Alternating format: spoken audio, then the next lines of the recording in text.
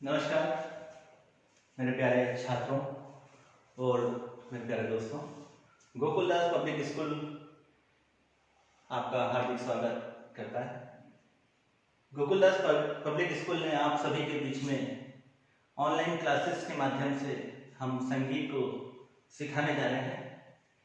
तो आज हम एक बहुत बारीक चीज आपके सामने प्रस्तुत करने जा रहे हैं, जिसका नाम है कि कई बार व्यक्ति या बच्चे या जो सीखने वाले स्टूडेंट्स हैं वो थोड़े से कंफ्यूज हो जाते हैं कि जब हम कोई ऐप डाउनलोड कर रहे हैं या हमें पता चलता है कि हम सी नोट लगाना है, या अभी नॉर्मल आप सब सुनते होंगे कि हमें सी स्केल्स में गाना है या डी स्केल में गाना है या ई शार्प में गाना है या बी शार्प में गाना है। तो ये एक बहुत बारीक चीज होती है जो हर किसी के समझने की सी शार्प कोई नॉर्मली समझ नहीं पाता। अगर किसी को बोले सा, चलो ठीक है सा, हम इंडियन म्यूजिक में सीखते हैं सा, तो हम समझ सकते हैं। तो मैं आपको ये बताना चाह रहा हूँ कि दोनों में क्या डिफरेंस है और हम सी किसको बोलते हैं या सा कौन किसको बोलते हैं या सी शार्प किसको बोलते हैं।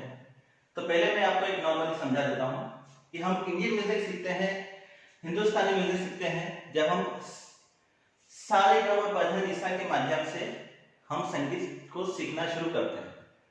जैसे सा रे गा मा पा धा नि सा, सा नि ध प म ग रे सा, डाउन से ऊपर की ओर, और सा नि ध प म ग रे सा, जैसे हम बोलते हैं आरो, सा नि ध प म ग रे सा, आरो सा रे ग म प ध नि सा, और सा नि ध प म ग रे सा। पर ये टोटल स्वर होते हैं सात, सा रे ग म प ध नि सा, 1 2 3 4 5 6 7। पर हम सा को भी गाते हैं। अब वो सा को क्यों गाते हैं? हम सा को जब भी गाते हैं, गाते जरूर हैं पर हम उसे काउंट नहीं करते। हमारे जो शुद्ध स्वर होते हैं वो सिर्फ सात ही होते हैं। सा रे गा मा पा धा नि, सा से हमको वापस रिटर्न आना पड़ेगा, सा नि धा प म ग रे सा। सा का मतलब आप देख रहे होंगे उसके ऊपर, सा के ऊपर एक बिंदी लगी होगी। अब वो बिंदी क्यों लगी है मैं उसे आने वाले लेसन्स में आपको बताऊंगा। मैं उसके लिए एक अलग से वीडियो आपके सामने लेकर आऊंगा। तो हमारे मैं आपको बताना चाह रहा था कि इंडियन म्यूजिक जब हम सीखते हैं तो हमारे टोटल नंबर ऑफ स्वर होते हैं वो होते हैं 12। जैसे सा रे गा मा पा धा नि सा के साथ साथ रे ग म ध नि, जिसे हम बोलते हैं कोमल स्वर, जिसे हम बोलते हैं कोमल स्वर। और ये जो कहलाते हैं ये कहलाते हैं शुद्ध स्वर। शुद्ध स्वर कहलाते हैं जिनके ऊपर कोई निशान नहीं, वो शुद्ध स्वर कहलाएगा। और जिनके नीचे एक स्लीपिंग लाइन यानी आड़ी डंडी खींची होगी तो वो कोमल स्वर कहलाएगा। पर आप देख रहे होंगे कि एक मर्ज है जिसमें ऊपर स्टैंडिंग लाइन खींची हुई है, इसे हम बोलते हैं तीव्र स्वर। ये तीव्र स्वर कहलाता है। और कोमल स्वर जिसके नीचे स्लीपिंग लाइन खींची होगी। अब कोमल स्वर और शुद्ध स्वरों में क्या डिफरेंस है मैं आपको बताता हूं। कि जैसे हम गा रहे हैं सा में कोई कोमल स्वर नहीं होता। सा अचल स्वर है जो उसी जगह टिका है जहां वो था। सा का कोई भी दूसरा स्वर नहीं होता। सा के बाद आता है रे। हम शुद्ध रे जब बजाते हैं सा रे, ये शुद्ध रे है। अब हमको कोमल बजाना है तो हमको उसका एक नोट पहले लेकर आना है, सा रे सा, सा रे, ये कोमल स्वर। शुद्ध स्वर सा रे, रे कोमल, रे, ये शुद्ध है। एक नोट पहले, थोड़ा सा हाफ नोट नीचे, रे रे आ, ये रे कोमल। अब आते हैं नए स्वर पे ग पर, जैसे हम सा रे ग, ग, ये शुद्ध स्वर। और ग में कोमल ग आ, ग,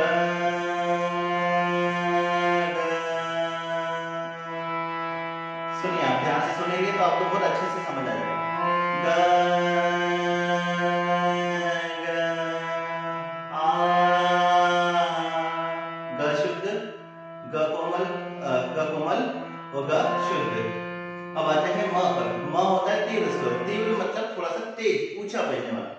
ये कोमल स्वर थोड़ा सा मीठा बजेगा, यानी कि थोड़ा सा नीचे नीचे वाला एक स्वर पहले और कोमल तीव्र स्वर एक स्वर ऊपर। मा शुद्ध मा मा मा मा मा तीव्र मा शुद्ध मा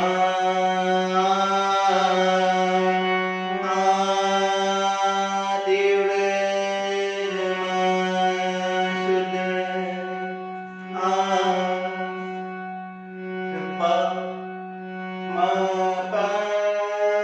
सा और प ऐसे स्वर हैं जिनका कोई एक्स्ट्रा स्वर एक्स्ट्रा नोट्स नहीं होता। ये सा और प जो है वो है। अब धा कोमल पे पड़ गए, धा धा शुद्ध धा कोमल एक स्वर पहले धा धा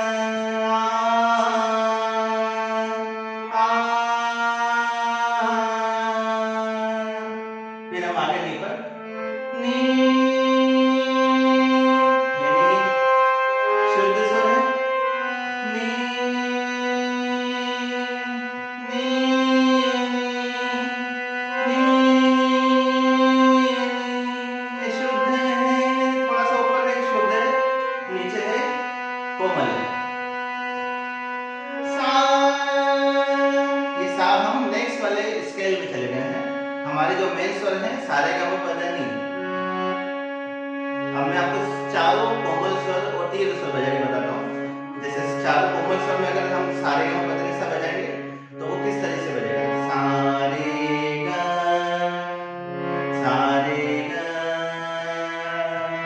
मा पा धा नी सा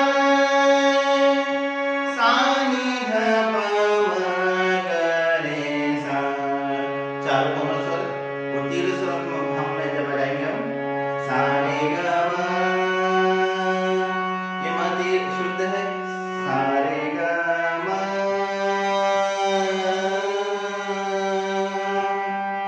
पा धा नी सा सा नी धा पा मा गा रे सा सा रे गा मा पा धा नी सा सा नी धा पा मा गा रे सा। इसमें शुद्ध स्वर भी आ गए और कोमल स्वर भी आ गए। तो ये बात होती है इंडियन म्यूजिक की। अब हम इंडियन म्यूजिक से वेस्टर्न म्यूजिक को कैसे मिलाएंगे। अगर आपको वेस्टर्न में सा बजाना है तो आप कैसे बजाएंगे, क्योंकि अधिकतर गिटार वेस्टर्न इंस्ट्रूमेंट्स वाले जो बच्चे होते हैं उनको बड़ी कंफ्यूजन होती है, क्योंकि गिटार को हम अगर इंडियन स्टाइल में सीखेंगे तो वो थोड़ा सा उसके साथ नाइंसाफी होगी। हम उसे वेस्टर्न के अकॉर्डिंग सीखेंगे तो मैं आपको बहुत आसानी से समझा देता हूँ कि जैसे हम सा बजा रहे हैं तो सा को हम सी कहते हैं, वेस्टर्न नोट में सी कहलाएगा। आप एप्स डाउनलोड करेंगे तो आपको पता चल जाएगा, आसानी से समझ पाएंगे। रे को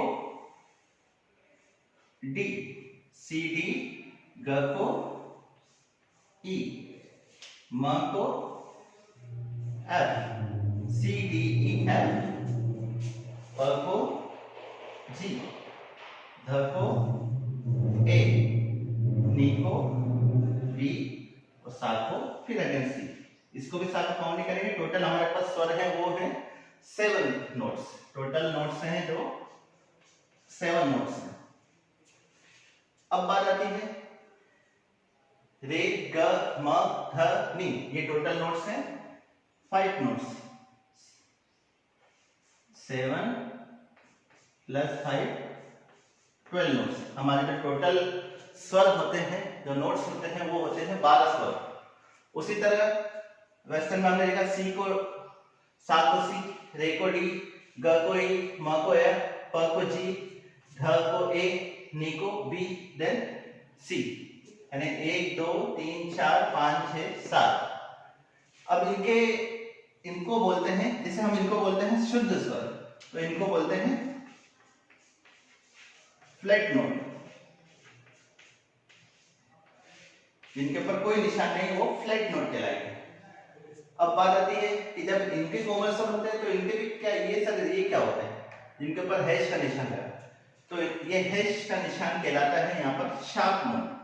जैसे सी बजा रहे हैं हम, तो पहले सी के बाद सी शार्प, फिर डी पे चले गए, डी के बाद डी शार्प, फिर ई पे चले गए। ई का कोई एक्स्ट्रा नोट्स नहीं होता, जैसे इसमें सा का कोई एक्स्ट्रा नोट्स नहीं होता वैसे इसमें ई का कोई एक्स्ट्रा नोट्स नहीं। ई के बाद एफ, एफ के बाद एफ शार्प, फिर जी, जी के बाद फिर जी शार्प, फिर ए के बाद ए शार्प, फिर बी का कोई एक्स्ट्रा नोट्स नहीं होता। जैसे सा और प अचल स्वर है, वैसे इसमें ई और बी इनके कोई एक्स्ट्रा नोट्स नहीं होते, यानी ये अचल स्वर है अगर हम इंडियन म्यूजिक के हिसाब से समझो तो वैसे ही 1 2 3 4 5 6 7 8 9 10 11 12 यानी 5 नोट इसके एक्स्ट्रा वाले जो जिनको हम शार्प नोट बोलते हैं। तो ये भी 5 प्लस 7 प्लस 5 12 नोट्स, ये भी 12 नोट्स होते हैं। संगीत में सिर्फ स्वरों के माध्यम से हम सीख सकते हैं, लैंग्वेज चेंज हो सकती है, बाकी स्वर कभी नहीं बदलते, स्वर जो है वो है। तो ये डिफरेंस था आपके बीच में इंडियन और वेस्टर्न म्यूजिक की नोटेशन स्टेप कैसे हम समझ सकते हैं। तो ये अगर इस चीज को आपने समझ लिया तो आने वाले लेसन्स में आपको बहुत आसानी से समझ पाएंगे। और मैं आपको एक ऐप्स बता देता हूँ जिससे आप डाउनलोड कर इसे बहुत आसानी से प्रैक्टिस कर सकते हैं। अगर मान लीजिए किसी के पास इंस्ट्रूमेंट नहीं है तो वो तानपुरा एक ऐप डाउनलोड करे। तानपुरा में ये सारे note C, C sharp, D, D sharp, E, F, G, A, B, सी,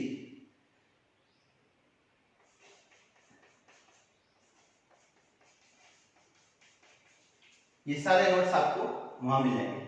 आप इसको उसके माध्यम से, अगर आपको वेस्टर्न नहीं समझ आ रहा तो आप सी को समझ लीजिए, सा, इसके माध्यम से आप बहुत अच्छे से अपनी आवाज जहां पर मिले, जिस सुर में आपकी आवाज मिल जाए, सेट हो जाए, उसके माध्यम से फिर आप और आसानी से प्रैक्टिस कर सकते हैं। तो ये था वेस्टर्न और इंडियन म्यूजिक के बीच में डिफरेंस। उम्मीद होगी, आशा होगी कि आपको ये सब समझ में आया होगा और आप घर पर बैठकर अपनी आवाज को और सुरीला अच्छे से कर सकते हैं। तो नेक्स्ट चैप्टर में हम आगे आपको लेसन में आरोप अवरोप और अलंकार के माध्यम से हम आपको गाना और बजाना दोनों सिखाएंगे। बहुत बहुत धन्यवाद।